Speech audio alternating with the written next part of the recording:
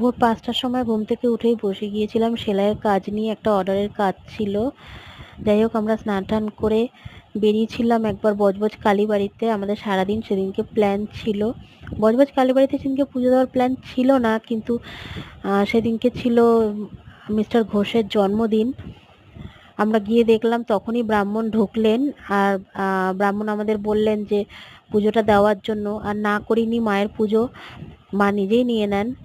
ওই জন্য মায়ের পুজো দিয়ে আমরা সেখান থেকে বেরিয়ে গিয়েছিলাম আমাদের একটা দরকারি কাজে। চিনিকে মায়ের কাছে রেখে গিয়েছিলাম, মানে আমার মায়ের কাছে মোল্লার গেটে রেখে আমরা বেরিয়ে পড়েছিলাম কাজে।